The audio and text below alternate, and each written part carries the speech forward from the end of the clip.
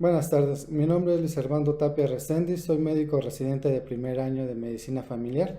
El día de hoy vamos a hablar de alacranismo o picadura de alacrán, un tema supervisado por el doctor Francisco Nolasco García, quien es titular de la materia. Bueno, la picadura de alacrán se considera una urgencia médica por la naturaleza que representa la inoculación del veneno y por la alarma que genera entre el paciente y sus familiares, más cuando se trata de un paciente que es menor de edad o alguna persona vulnerable que se encuentre bajo los cuidados de un tercero. La picadura de alacrán en México se va a clasificar como efectos tóxicos por sustancias producidas por la ponzoña, de acuerdo a la CIE-10, y se va a subclasificar como intoxicación por veneno de escorpión.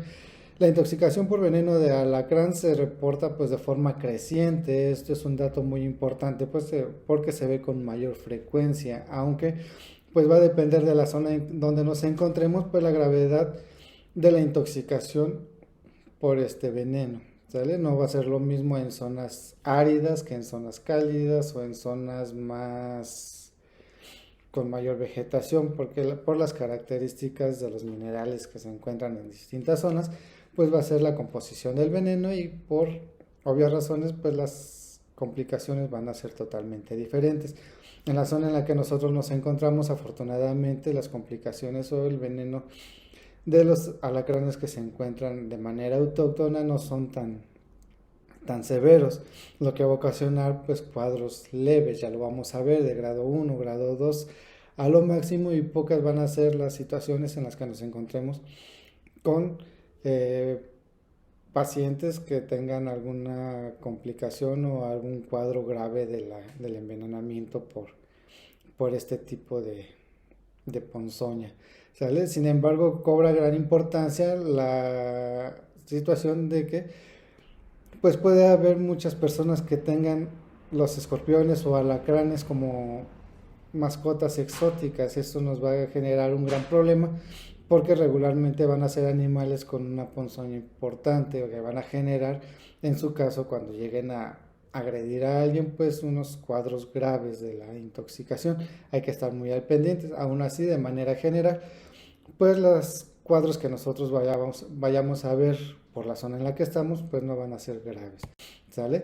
En México la intoxicación por la picadura de alacrán va a estar considerada entre las principales 20 causas de enfermedad. Sin embargo, como les decía, la mayoría no van a ser tan graves y se ubica en el lugar número 15 de los padecimientos que requieren vigilancia epidemiológica. Hay que recordar que pues es una agresión, una lesión por algún agente, en este caso biológico, hay que estarse reportando.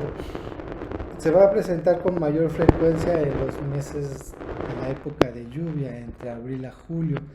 Esto porque va a haber mayor movilidad de los alacranes, se van a buscar refugio, y pues cuando están en zonas habitadas por el humano, pues las zonas más seguras van a ser dentro del hogar. Esto va a cobrar gran importancia, como les comentaba, en épocas de lluvia, porque los insectos van a buscar el refugio y va a ser uno de los mejores lugares que encuentren. Su incidencia pues va a ser de 218.3 por cada 10.000 usuarios derechohabientes del instituto, hablando de estadísticas institucionales, y la mortalidad anual en México se presenta de entre 700 a 2.000 casos. Los estados con mayor mortalidad que presentan van a ser Guerrero, Jalisco, Michoacán, Morelos, Nayarit, Sinaloa y Zacatecas. Como podemos ver, son zonas áridas en la mayoría de los casos, Zacatecas, Sinaloa, Nayarit principalmente. Y los de mayor morbilidad van a ser Jalisco, Guanajuato, Guerrero, Michoacán, Morelos y Nayarit, muy parecido, pero bueno, hay unas pequeñas diferencias. Dentro de la población más afectada, si lo vemos por grupos de edad, vamos a ver que la mayor incidencia es entre la población de 15 a 44 años, pero las personas con mayor daño o con casos más severos van a ser los escolares, los ancianos principalmente. Esto se va a deber a que va a tener una relación con el peso corporal, porque de aquí va a depender pues la DL50 que tiene los venenos o el veneno de las diferentes especies.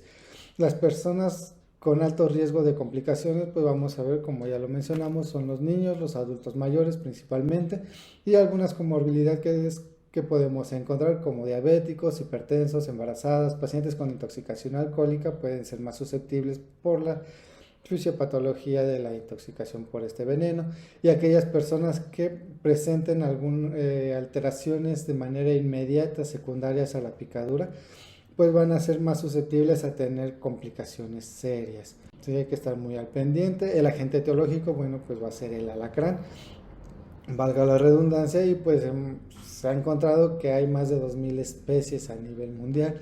Los más venenosos se van a encontrar principalmente en la India, en África del Norte, Asia Menor, en México, en el suroeste de Estados Unidos, Trinidad y Tobago y Brasil, que son los lugares donde se encuentran pues los alacranes con los venenos más potentes. Va a haber varias familias descritas, entre las que vamos a encontrar Carelidae, Isnuridae, Luridae, Botruridae y Scorpionidae. Suelen vivir a menos de 2000 metros de altura sobre el nivel del mar. Algunas de sus características, en nuestro país se han identificado pues varias especies de las que vamos a ver. Aquí les pongo esta imagen que es el Vejovis mexicanus, porque es el que vamos a encontrar principalmente aquí en la Ciudad de México y pues en el Estado de México. Cabe recordar que no es un animal muy ponzoñoso, que su veneno no sea muy potente, sin embargo pues es uno de los que más casos nos da en la zona en la que nos encontramos. Por eso quise ponerles la imagen para que lo podamos identificar de manera un poquito más precisa si en algún momento nos llega a presentar un caso. Recordemos que la mayoría de las veces cuando algún paciente tiene alguna agresión por algún animalito, ya sea en este caso los alacranes, las arañas, las serpientes, muchas de las ocasiones pues los pacientes o los familiares tienden a llevarnos el espécimen. Entonces es obligación de nosotros pues más o menos conocer las especies para poderlos identificar, ¿vale? Pues dentro de las características generales vamos a ver que dentro de la taxonomía se encuentran los artrópodos de la clase Arachnida de la orden Scorpionidae. Vamos a ver que hay 9 familias, dentro de las más importantes está la Botidae y dentro de ellas el género Centroides, ¿sale? Porque son los que van a presentar mayor o un veneno con mayor potencia dentro de México, que es donde va a cobrar importancia. Y aquí tenemos un cuadro dentro de las especies pues, más importantes en el país, de la cual vamos a tener pues, mayor cuidado con el Centruroides noxius, que es el considerado con el veneno más potente dentro del país, y principalmente nosotros vamos a tener que estar vigilando lo que es el Limpidus limpidus, que se encuentra, como lo vamos a ver en el siguiente mapa, dentro de la zona donde nosotros estamos, que van a ser los casos pues más frecuentes que llegamos a tener, si es que los tenemos, porque siendo honestos yo no he visto ningún paciente con lesiones por una picadura de alacrán, por lo menos aquí en lo que llevamos de la especialidad. De manera personal pues sí hemos visto bastantes, pero pues en el estado de Hidalgo, de donde estoy, pues igual la mayoría de los síntomas son síntomas leves por las características del veneno, como ya lo habíamos comentado, ¿sale? Si nosotros podemos observar el mapa, pues la mayoría de los lugares donde se encuentra este tipo de alacranes pues va a ser en toda la parte poniente del país, desde el norte hasta el sur. Va a ser las zonas más importantes. Como les comentaba, dentro de la que nosotros vamos a tener con mayor frecuencia es el Limpidus limpidus, ¿vale? Dentro de la fisiopatología pues vamos a ver que el veneno del alacrán va a contener proteínas de bajo peso molecular, probablemente son polipéptidos nombrados escorpaminas, ¿sí? Que van a tener un DL50 en ratones de 0.096 miligramos por kilogramo. Esto es muy importante, puesto que esto nos habla de una toxicidad muy, muy grande. Con esto pues nos hace pensar que una inoculación no tan grande va a provocar lesiones importantes o alteraciones importantes. Sí, por eso es que hay que estar muy al pendientes, también recordando que afortunadamente los casos graves son los menores, pero esto nos va a obligar a tener a todos los pacientes en vigilancia por lo menos de 12 a 24 horas cuando se nos presenten en el servicio de urgencias, porque a pesar de que lleguen con sintomatología leve, pues pueden agravarse en el transcurso de las siguientes horas, y por eso es la razón que deben estar en vigilancia todos los que lleguen con una lesión de este tipo. ¿Sale? Van a tener hialuronidasas, que va a aumentar la permeabilidad capilar y va a facilitar la absorción del veneno, y la 5-hidroxitriptamina, que va a producir dolor y edema en el sitio de la picadura, que van a ser dentro de sus componentes principales. ¿Sí? Van a tener una afinidad muy selectiva por el sistema nervioso, ya sea central y periférico, y van a actuar a nivel de los canales iónicos, retardando la inactivación del sodio y prolongando así el potencial de acción. Esto en la excitabilidad de las membranas.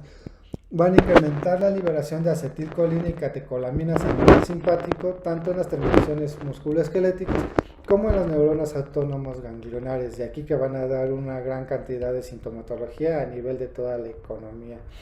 ¿Sale? La afección corporal por el veneno, pues como les comentaba, tiende a ser sistémica cuando se presenta una dosis importante de la inoculación. Con afección, a nivel cardiovascular vamos a tener pues, afecciones por estimulación colinérgica o adrenérgica. Vamos a tener afecciones respiratorias, principalmente por parálisis de los músculos respiratorios. Puede haber edema pulmonar, hipersecreción bronquial por las mismas características. A nivel neurológico, pues ya lo habíamos hablado, a nivel presináptico de las terminaciones musculares, a nivel de neuronas autónomas ganglionares y a nivel de los nervios glosofaringeo y vago. A nivel gastrointestinal por estimulación vagal a nivel dérmico, la afección no va a ser tan visible, más allá de la lesión en el sitio de la picadura, edema, eritema, no va a dar regularmente datos sistémicos o que se reflejen a nivel dérmico de manera generalizada. ¿Sí? A nivel hepático vamos a encontrar un aumento de la glucogenólisis. A nivel del sistema urinario van a ver que vamos a tener una disminución del flujo plasmático renal, podemos tener una retención urinaria o incontinencia urinaria. A nivel hematológico puede incrementar la agregación plaquetaria, hay que estar muy al pendientes de esta situación, que son de los datos a vigilar de manera importante. A nivel inmunológico, pues puede causar reacciones alérgicas. A nivel metabólico, inhibición de la liberación de insulina, esta es una parte muy importante. Y a nivel del equilibrio ácido básico nos puede dar una acidosis tanto respiratoria como metabólica. Y por último podemos tener datos de deshidratación. ¿Sí? Esto también pues es muy importante para tener dentro de la vigilancia pues el control de líquidos, que va a ser un tema muy importante dentro del tratamiento, ¿sale? O de la vigilancia que nuestros pacientes. Bueno, el cuadro clínico, pues dada de las circunstancias o las características de la fisiopatología, vamos a tener que las manifestaciones se van a clasificar en 4 grupos, que son manifestaciones locales, como ya les comentaba, la mayoría de las veces van a ser pues más por la lesión que se presenta al momento de la picadura y sintomatología local, eritema, dolor, calor, en el sitio donde se inoculó el veneno.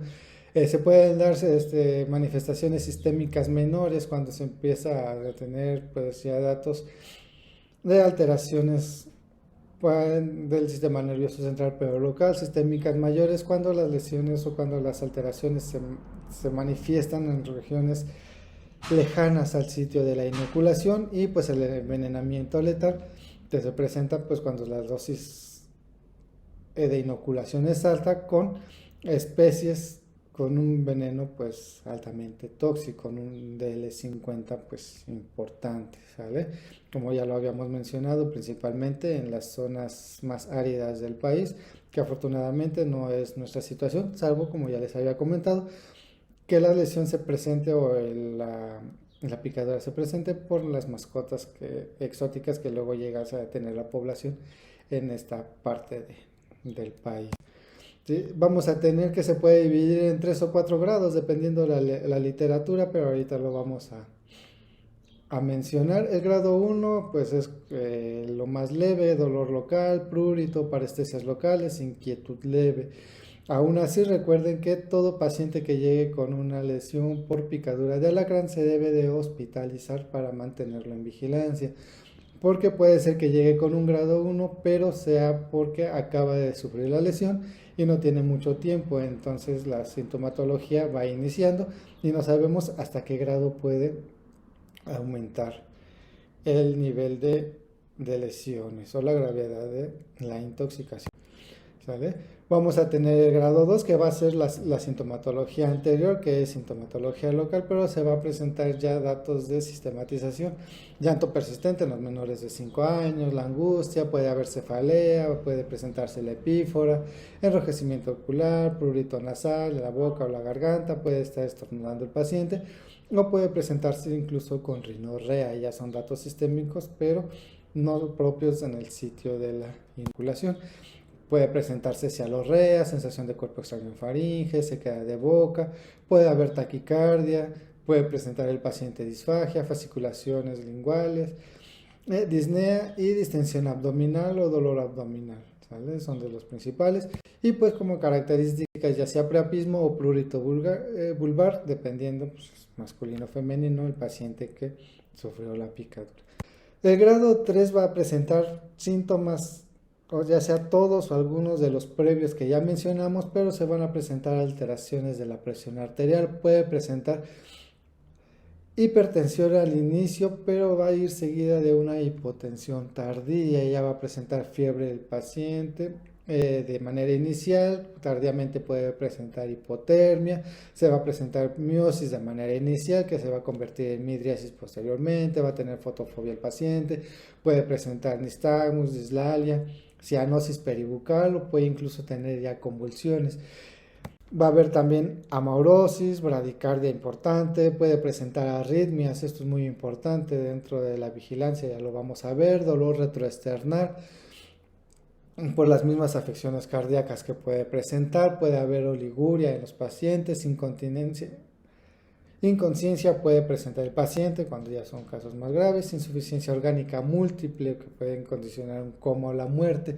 Aquí es donde vamos a diferenciar lo que les comentaba que puede ser de acuerdo a la literatura un grado 3 o grado 4, la diferencia que en grado 3 nos habla de una afección de un solo sistema, ya sea cardiovascular, respiratorio, a nivel urinario, y el grado 4 cuando se afectan varios sistemas a la par. Es la diferencia, o grado 3 cuando ya son todas estas afecciones de manera general, es como lo querramos ver. Si hay alguien que nos pudiera dar una opinión diferente, bueno, es bienvenida la opinión. Dentro de los exámenes de laboratorio podemos encontrar una leucocitosis importante de 11.000 a 26.000 leucocitos.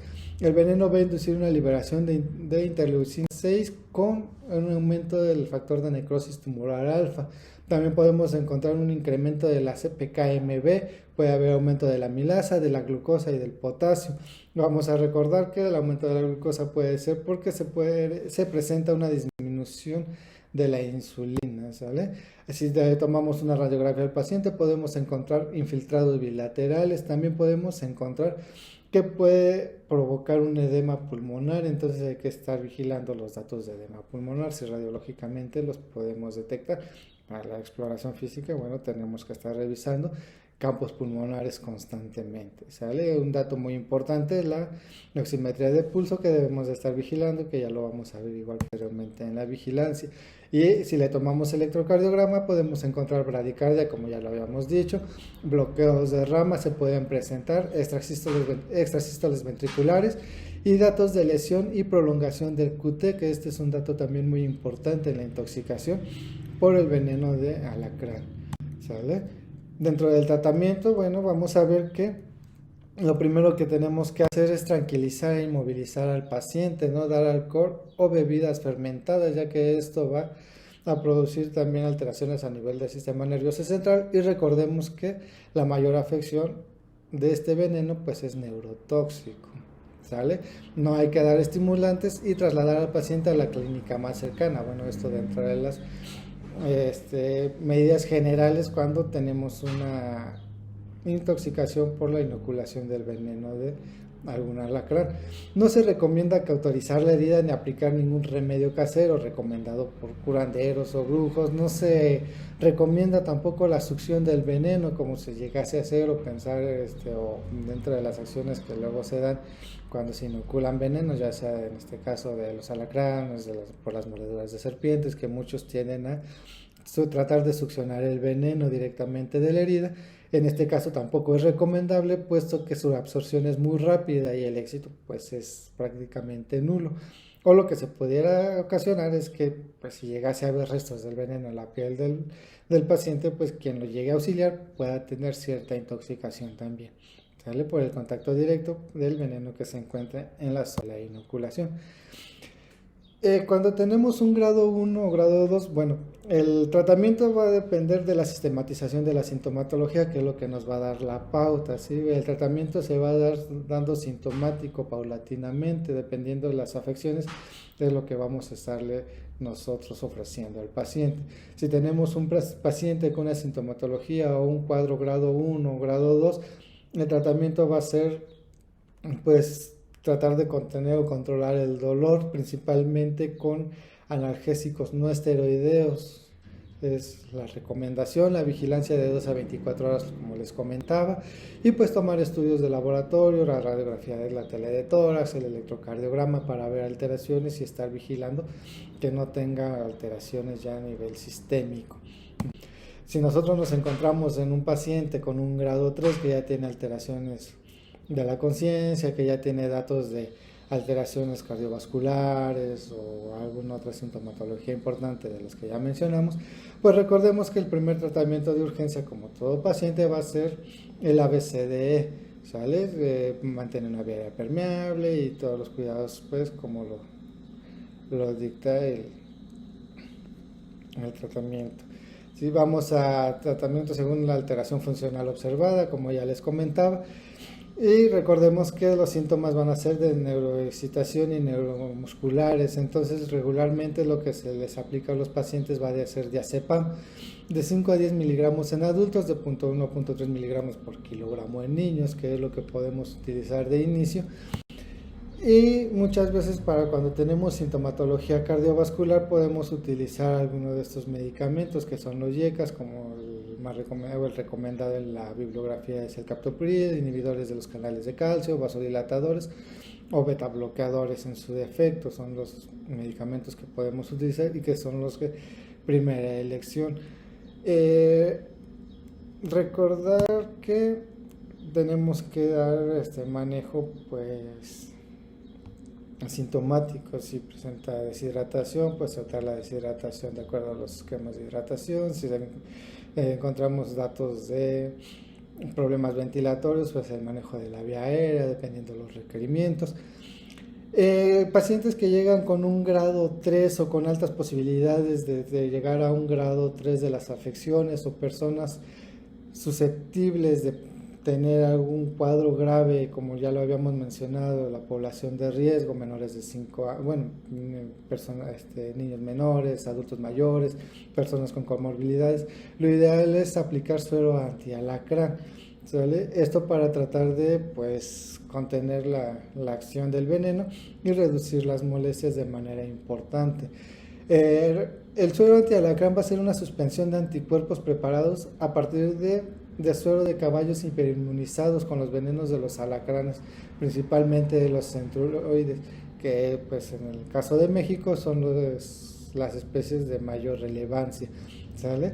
Recordar que es un liofilizado que va a ser reconstituido en 5 mililitros de solución inyectable, y cada dosis neutraliza 150 de la DHL, 50 del veneno. Esto, bueno, pues dentro del conocimiento general del suero antialacrán, vamos a ver que la dosis reconstituida, esos 5 mililitros de liofilizado ya reconstituidos, se van a disolver en 50 mililitros de solución salina y se van a administrar de manera endovenosa en un periodo de 30 minutos. Regularmente la sintomatología va a empezar a revertir cuando se esté pasando la primera dosis. Aún así, recordemos que el goteo al inicio va a ser lentamente y vamos a estar vigilando si el paciente no presenta ninguna reacción de hipersensibilidad o algún otro problema con la administración del medicamento. Se puede el goteo pues incrementar su velocidad para pasarlo de manera más rápido. Si la sintomatología todavía se presenta de manera importante, se puede repetir cada 30 a 60 minutos, no excediendo más de 4 dosis del suero antialacrán, recordando siempre ver las medidas generales del mantenimiento del paciente hospitalizado en urgencias, ¿sale? Los fármacos que están contraindicados en un paciente que llega con intoxicación por el veneno de alacrán, vamos a ver que es la meperidina, la codeína, morfina y otros opiáceos, en general todos los inhibidores del centro respiratorio, el gluconato de calcio. Esto porque puede provocar que se incrementen los niveles de calcio a nivel sérico, ya que por la intoxicación vamos a encontrar el calcio elevado, ¿sale? Entonces, si nosotros damos gluconato de calcio, pues vamos a elevar las concentraciones a nivel sérico. La atropina también está contraindicada porque suma el efecto al propio del veneno y va a favorecer el desarrollo, en este caso, a nivel gastrointestinal de un hilio. Cuando es atendido el paciente por personal comunitario, bueno, esto de manera general, debemos pues nosotros orientarlos a que pues traten de, si no tienen las medidas para tratar a los pacientes, los lleven de manera inmediata al centro de salud o a la unidad más cercana, por todo lo que hemos comentado. Y los antihistamínicos, bueno, también están contraindicados, ¿sale? Esto es parte de lo que no debemos hacer cuando tengamos un paciente con intoxicación por el veneno de alacrán.